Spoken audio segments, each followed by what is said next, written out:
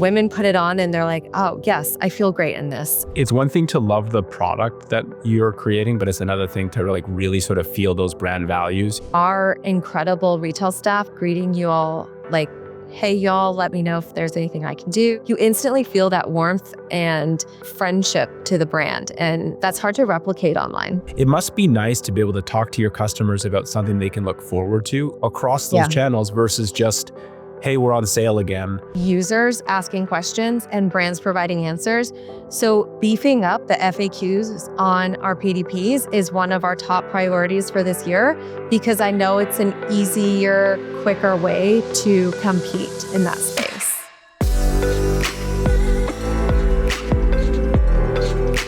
So, hey everyone, thanks for tuning in to another episode of the Brilliant Commerce Podcast, where I get a chance to sit down with some of the brightest minds in commerce and unpack the secrets behind our industry's most iconic, and as I like to say, soon to be iconic brands. Today, I'm joined by Piper Parsley, VP of E-commerce and Brand Marketing at Draper James, a brand that easily makes it onto my list of next to be iconic brands. Piper, thanks for being on the pod. Thanks for having me, Brian. Where am I finding you today? So I'm in New Jersey, and our office is based out of New York City.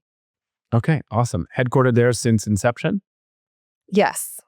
It's been corporate headquarters are in Midtown, and then we have, of course, flagship stores in Nashville.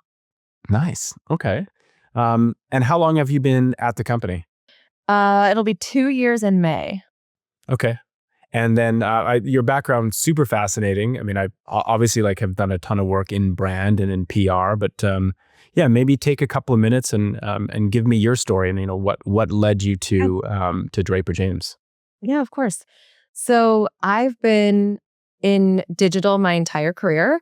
And I started out on the agency side in media planning and social. And so I really had that foundation of digital first and understanding, what it meant to drive traffic to various sites and being able to really understand those KPIs. And then once I felt like it was time to make a change, I knew I wanted to go to the brand side. And I went to footwear was my first brand. I was at Mark Fisher Footwear for almost 5 years, worked on all the brands there, and then pivoted into children's wear. And I was at Appaman for a little over 4 years, running the digital department there. And then got back into footwear at Echo, which is that global Danish, or the global footwear brand. And then found myself at Draper James. And it's been great. I've always been a fan of the brand. I'm from the Midwest, so I've been familiar with the brand, and we share a lot of, similarities in terms of hospitality and just, joy and those sort of Southern and Midwestern traditions. And it just seems like a really perfect fit at the time. Yeah. And at this brand, I not only oversee e-commerce, but also the brand marketing and creative. So it's really nice to be able to have your left and right brain work together. And basically, a lot of times you'll be at a company and those places will be a little bit more disjointed, and being able to connect the two has been really, really fun. Yeah, I mean, it's one thing to love the product that you're creating, but it's another thing to really sort of feel those brand values. It's like, this is a brand that I want to be friends with. And I think if you're in charge of brand, it's sort of nice to show up for work every day, like really proud of the work that you're doing and the company that you're at. Exactly. And Reese, as the founder, has always been, an icon. And, I grew up watching her in amazing performances and being able to appreciate that side of her, but also learning and understanding and following the other aspects of her career, including, finding Draper James and understanding why she found the brand, it just it made me love her and the brand even more. And she founded the brand because she wanted to create a beautiful line for women who just wanted to feel joy and pretty and nothing that was too fussy. Nothing is too precious in the line, but women put it on and they're like, oh, yes, I feel great in this. And it's an approachable, friendly brand. And you feel that the second you walk into any of our stores. We have 2 stores in Nashville, one on 12 South. That's our flagship. We were kind of one of the first big retailers down there, and it's really blown up over the years. And then we recently opened one in the Woodlands, Yeah, outside of cool. Houston, Texas. Yeah. The first one has sort of become a little bit like D2C Alley, right? There are a lot of like Yeah, really yeah. wonderful brands that are there. I'm seeing more and more Reservation. of these places. Yeah. Yes, exactly. There's a lot of digitally native brands that have pivoted to the retail space, and you'll find a lot of them down there Yeah. on I 12 mean, South. that is one thing that I think a lot of these digitally native or D2C companies have figured out. Like, it is having a physical place where your customers can go, where your community can go. And I think we'll get to community here in a sec, is a really Sure. powerful aspect of brand Mhm. building. I want to be able to go and touch and feel the product and Yeah, see other like-minded customers that are there for a exactly. lot of the same reasons. So Exactly. And you'll walk in and out of various stores on 12 South and you get a completely different type of greeting. You get a different vibe and feel. And it matters. And yeah, there's only so much of that you can do online. We've come a really far way in terms of user experience and personalization. And with AI you're just gonna get more of that. But nothing competes to opening the door and hearing the soundtrack of Draper James and hearing our incredible retail staff greeting you all like, hey y'all, let me know if there's anything I can do. You instantly feel that warmth and just friendship to the brand. And that's hard to replicate online.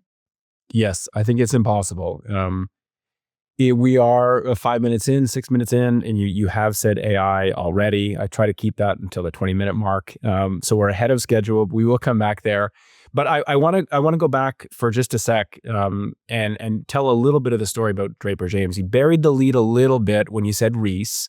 Mhm. Reese Witherspoon is who you're talking Yes. about.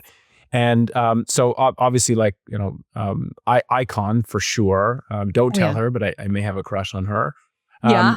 yeah, so maybe give us a little bit of the brand story. So Reese founded the brand, but for those who are discovering Draper James for the first time, like, what makes you all super unique? Yeah. So our founder, Reese Witherspoon, launched this brand 10 years ago. We're coming up on our 11th year, which is so crazy. She launched in 2015. She named the brand after her grandparents, so Dorothy Draper and James Witherspoon. So she's always been really close to her family. She talks about that in interviews all the time. It's no secret. And she knows that her roots are in the South, but she has developed this line that carries those Southern values and just all of the great just the great values and personality traits that come with Southern hospitality, but have evolved for the modern woman that she is today. So you'll see that the line, there's something for everyone. We have a wide range of sizes. We carry ready to wear. We are getting into a whole bunch of different categories that just really fits the woman who she has become.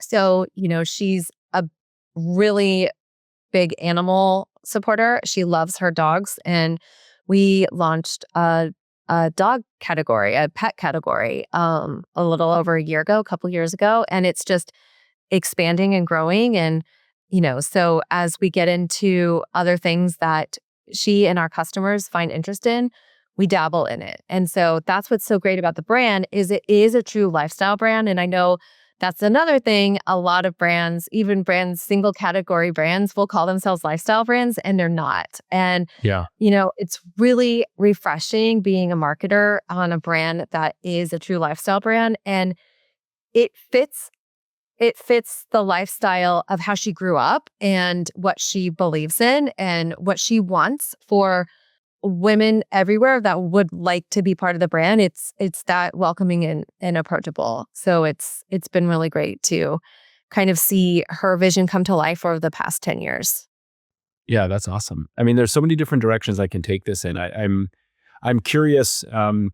You're on the record for someone who's a big believer in partnerships, and as we think about sort of this aspect of storytelling and what is truly what it means to be a lifestyle brand through the lens of partnership, like how do you have a filter, or what would criteria be? Because I imagine there's a number of different brands that are going to want to partner with you to have access to sort of Reese, but how do you sort of say, yeah, you know what, this is going to be accretive to the story that we're telling as a lifestyle brand? Like, what advice would you have for other marketers who are trying maybe to dip their toe into partnerships for the first time, so that it's like 1 + 1 = 3, where it's not just a 1 + 1 in a kind of a transactional way? Yeah, absolutely. We don't do any brand partnerships with the lens of just transactional.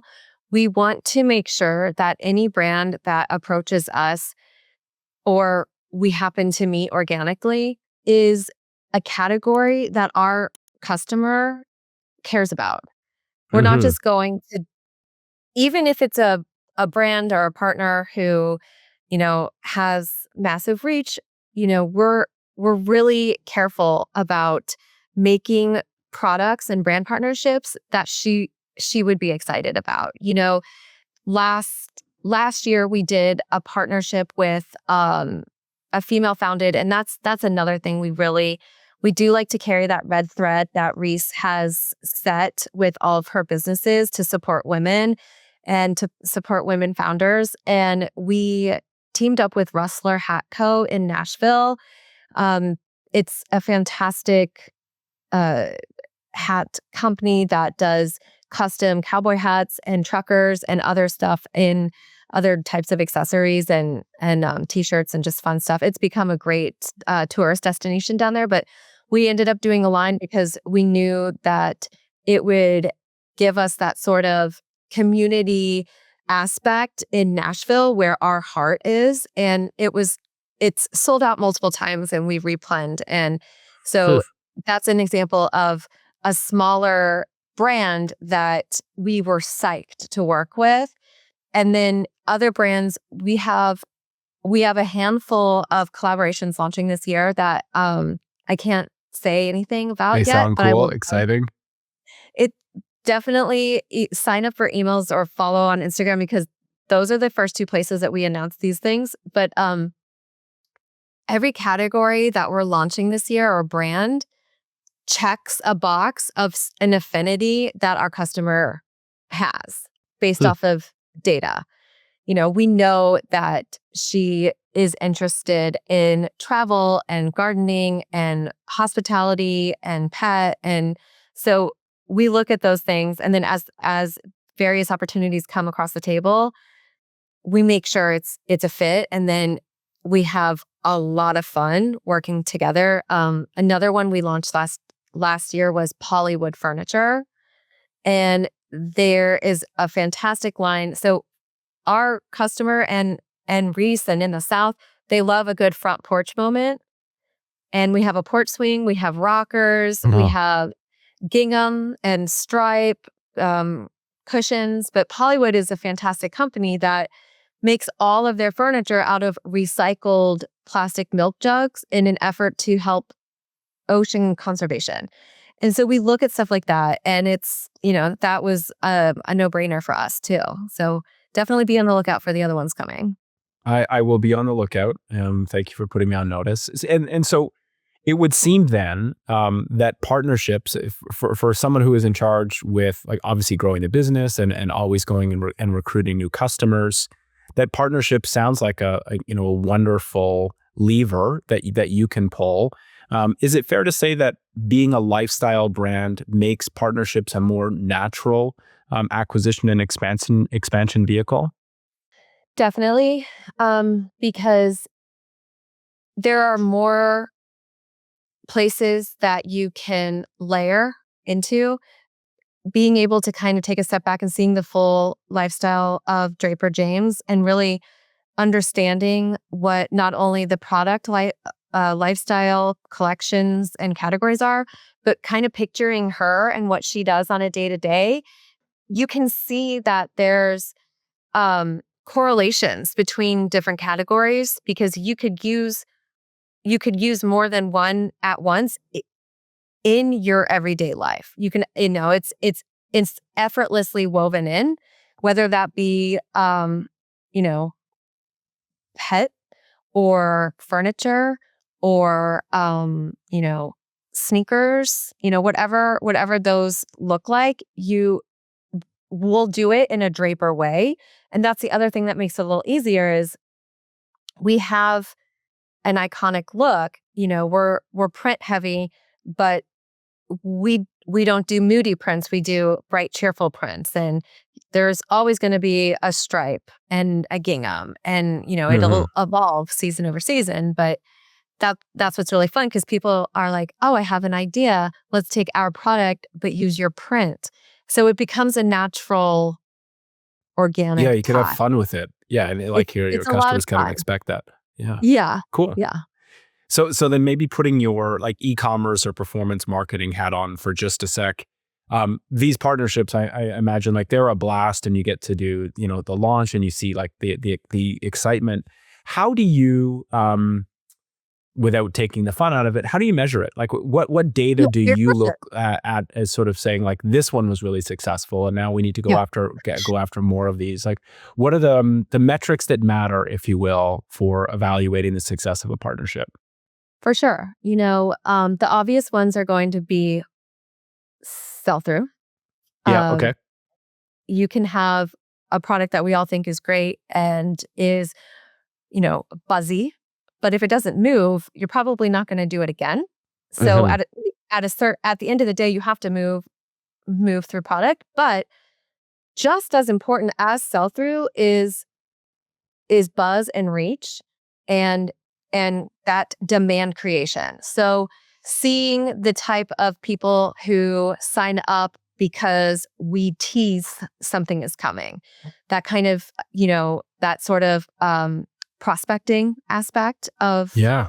when a new collab launches, getting sort of an idea of what's coming and the response to those teasers. And then, of course, even looking at click-through rate on not only your ads across Meta, across Pinterest, across PMax, but click-through rate in emails and SMS messages talking about those collaborations. And then press, when press picks it up and they start posting about it, that goes to show that there's definite synergy and credibility with that collaboration. Cool. So it's a really holistic approach to measuring that data. Like And I think that's important because it's not one or the other. yeah, I mean, I think you could put some in the category of this was brand building, and maybe our sell through wasn't as quick as the previous one, but we grew our list by Yeah. Y amount. Like the lead up to it, or the buzz was really great. Yes. Which it must be nice to be able to talk to your customers about something they can look forward to across those Yeah. channels versus just, hey, we're on sale again, and I'm sending you another promotional email. Like I think being able to balance out that storytelling and that lifestyle, that's you're fortunate. Yeah, absolutely. And that actually, you kind of hit the nail on the head with our strategy last year. And, from an e-commerce standpoint, so we got a new CEO. It was a year in October, Jeannie Yu, and she comes from a big brand building e-commerce background as well. So it was great for us to kind of sit in a room and be like, okay, new year, what are we going to do? And one of the very first things we talked about was cutting back on promotional days and just, knowing that that could impact some, conversion, but what is more important and what the strategy was to be more of a full price storyteller and much less of what you were just talking about. And what we saw was incredible positive impact on margin and a big increase in AOV. The customer was still there. And it just proved that, you know, you don't have to result in that. There are certain times of the year where it makes a lot of sense to be promo heavy. And by all means, when that happens, I'll be the loudest person out there with the brightest colors and the biggest offer. But for the remainder of the time, it's really important to show the customer the value of the product and the brand. I don't think we talk about this nearly enough as an industry, honestly. This idea of having that discipline, because it's always easy to go on sale. And to your point, you can't be, when the entire internet is on sale, you got to Yeah. be there too. You got to meet the customer where they are. But the Yes. other times, if you can do things that are like authentically about building the brand and do that hard work, then as it turns out, you can build a healthy business. Like for me, when we used to talk an awful lot about arbitrage, the amount of money that I can spend to acquire this customer and the promo that I can apply, I'm like, we lost the soul of what it meant to be a brand, and we sort of forgot that like, sometimes we need to spend money here to be able to create that connection with the customer. And I do appreciate, and I hear from more and more commerce leaders and marketing leaders and brand builders the importance of being disciplined and making Yeah. those investments so that the customers that you're acquiring are customers for life. And you look back at that cohort of a customer that you acquired on a full price purchase, I would imagine is over the time maybe a better customer than someone that came in because you were offering them the deepest discount. Exactly. Absolutely. And then, really focusing on the LTV of your customers and figuring out how to woo the existing customer base that is already hooked.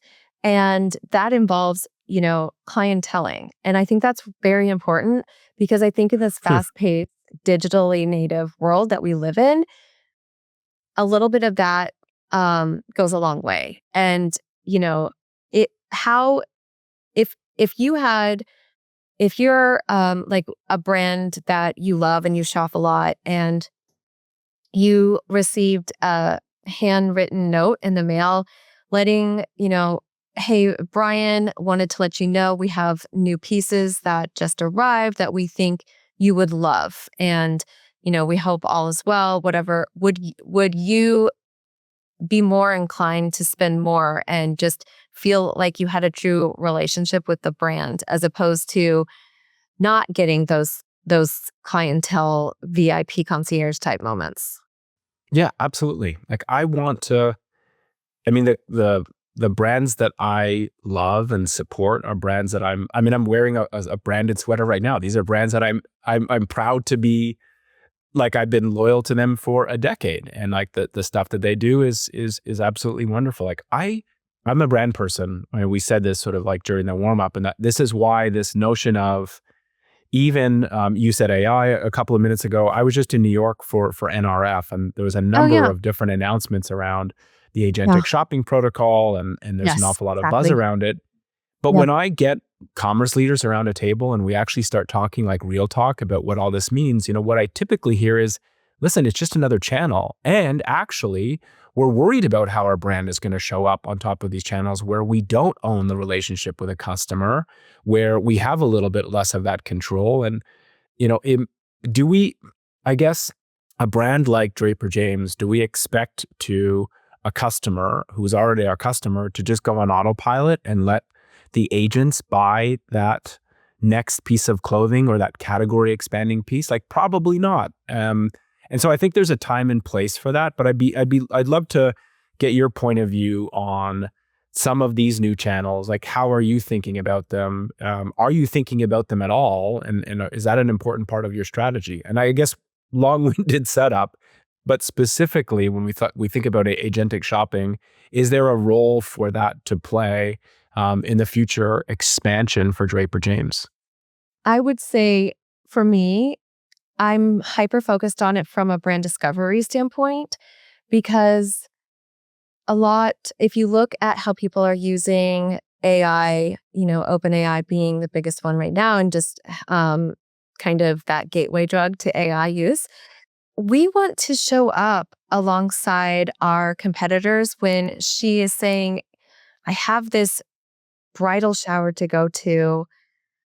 I don't know where to find this, but I know that I want a yellow dress with white flowers and I want it to be a midi with like sleeveless. And so there's no reason why we should miss out on that sale if we have that product. And I think optimizing your PDPs with frequent like FAQs in order to help you show up more organically in AI and search is going to be used as a brand discovery tool. And so if I can nurture my existing clientele and work with them and, have that personalization aspect while at the same time leverage agentic search as a brand discovery tool, I think it's only going to help us have more of those relationships in the future.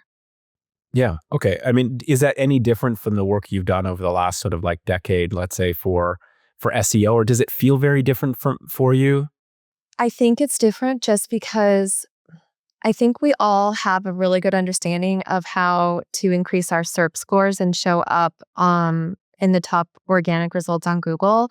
But Yeah. it's a completely different methodology to be able to show up in these AI search tools and understanding what they need and what they look for in order to suggest your brand is a new skill. It's like a muscle that we haven't flexed yet. And starting with understanding how the AI tool works and knowing that they rely heavily on users asking questions and brands providing answers. So beefing up the FAQs on our PDPs is one of our top priorities for this year because I know it's an easier, quicker way to compete in that space. That's cool. I mean, I hadn't heard that yet, so that's super valuable. Yeah, so What everyone in about that, do yeah, it. start doing it, FAQs. I mean, but it stands to reason that better content that feels authentic, like people asking questions and getting the right answers that align with other questions you might be asking ChatGPT or Perplexity. That makes sense. Um, Yeah. what about the effectiveness of content about Draper James that might live outside of your owned and operated channels? Have you seen an impact there? Like, let's say if someone is asking for a bridal dress and people are talking about it on Reddit, has that had any impact? Not not so much on Maybe Reddit Reddit's and a that bad example. no, I know what you mean though. You know, certainly in other forums, Facebook, our customer is still on Facebook to an extent. But even using influencers as a way to kind of solve problems like, hey guys, this is what I'm packing for vacation for my friend's wedding. And showing that we have dresses for every occasion, that is a top category for us. So leaning into those content creators that need dresses for various occasions is a great Yeah. way to kind of be like, oh, I should check them out.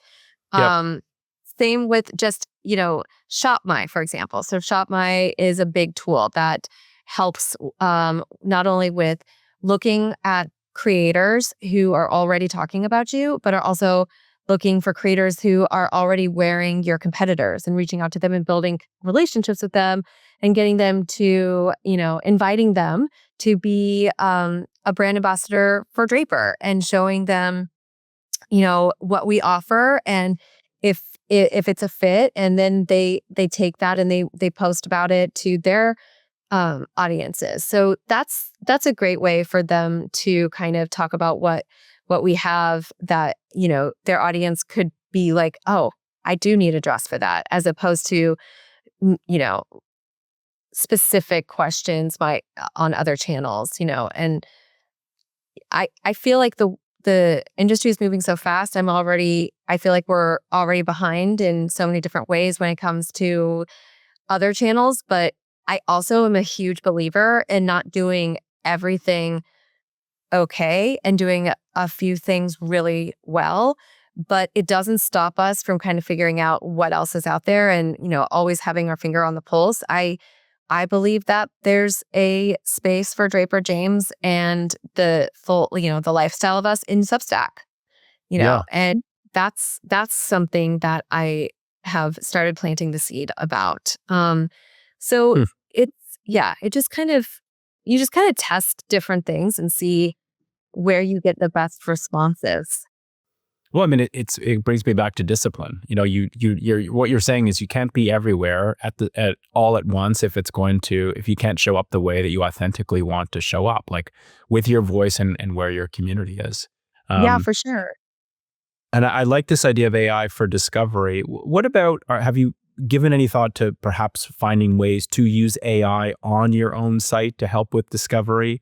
I Yes. mean, I'm starting to see people using it to kind of replace search, because as this becomes the paradigm that our customers are used to using, once I get them there, can AI be helpful as maybe as a personal shopping assistant?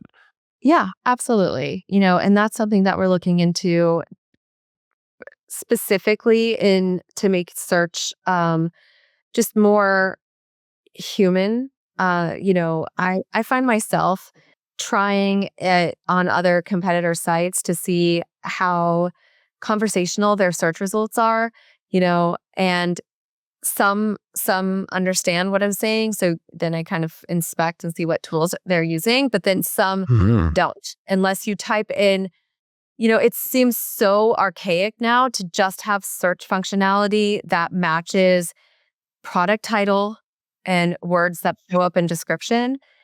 But we're at this point where we have these tools that understand if I should be able to type in Audrey Hepburn style little black dress, and they should be able to understand that and give me a result for that. And Versus just searching for the term Audrey Hepburn. It's like, oh, I know what you mean stylistically, and I'm going to yeah, match you with all these stylistically, different. Yeah, yeah. because unless the romance copy said giving Audrey Hepburn vibes, it's not going to show up It's not going to unless show they up. are Yeah, leveraging these tools. And, I'm sure everyone kind of feels like they're just trying to keep up because every day there's something new, yeah. but it's all of this is on the roadmap. So and Draper is always one to be open to trying and testing. And Jeannie, our CEO, is really big on testing as well, which is really great because that's the best way to learn. Last year we tested CTV Hmm. and it worked great for us as not only a prospecting tool, but a retargeting and Yeah, getting the makes sense. customer to come back. I mean, Yeah. the AOV on the retargeting campaigns for CTV was probably close to 1.5 times bigger than other platforms. And so that was a huge win. So Yeah. it's, yeah. And no one Take the knew. wins. Yeah. Yeah. Well, I mean, I think you have to have. I mean, I'll use the word discipline again. Discipline, but also courage and the willingness and the culture to go and experiment. And I think it's got to be helpful to just be anchored in those strong brand values. Like, we're going to Mhm. try these different things, but we're going to try them in a way that feels right to us. Yeah, absolutely. I mean, we have a couple minutes left here. Just be curious. Like, so we've talked about AI for discovery. I mean, outside of your channels, it sounds like there's some curiosity to be able to make the search on your own site better in a way that we're trying to make the customer shopping experience even better, so that they Yes. can find what they're looking for faster. What about like behind the scenes Mhm. operations? Have you stumbled upon any tools, AI or not, that are making your team, your life better yourself, or your team's lives better? Being able to leverage tools like a ChatGPT when you have a bunch of product copy to write or to, you know, give very specific directives on writing subject lines and preview text for emails and, you know, giving two different types so we can A/B test. And what I think is, you know, I personally don't feel like AI is going to replace people. I think people who don't know AI are Are going to going be to replaced. Yeah, be I replaced. agree with you. Yeah, and it's all about understanding how the tool works. And understanding how to do the inputs. So that's been really helpful. And I'll tell you, it I, I've been in a relationship with ChatGPT for years now, and it knows what I'm doing at Draper because I'll often be like, okay, I have a concept for a photo shoot, and does this place that I just made up in my head, this visual, actually exist anywhere? And it'll pop up like 3 cities and give me hotels or landmarks or places. And I'm like, great, you just saved me hours. So So much time. that's where it helps us because I want to spend my time face to face with our our partners, our licensing partners, our brand ambassadors, and our collaborators, not behind a desk coming up with stuff that I could use these tools to help me be more efficient with. Yeah. Yeah. So it gets you back to the place where you want to be, which is building Yes. brands and creating connections. If I Yes. can hire either interns or agents away to go and do maybe some of those more rote tasks that are done really well, but that I'm still going to do the art direction on, then I'm winning because it means you can find more exciting partnerships. You can spend more time doing that. And then that ultimately moves the brand forward Yes. versus using AI to just crap out a bunch of things that aren't necessarily going to build the brands of the future. Right. That's what I'm excited about. Yeah. Same. Agreed. Yeah. Cool. Well, that's probably like a nice place to stop. The AI is not going to replace us, but you can be replaced if you're not great sort of at AI. So Yeah, that's true. Yeah. awesome. Piper, Great. thank you so much for joining me today. I can't wait to the next time I'm in Nashville. I want to go and check out the store. Yeah. Yeah, Yeah. see that greening and yeah, It's get a to know the special product a place. little bit more. Cool. That would be great. Well, thank you so much for having me, Brian. Yeah, it's a pleasure. Thank you. Have a good one.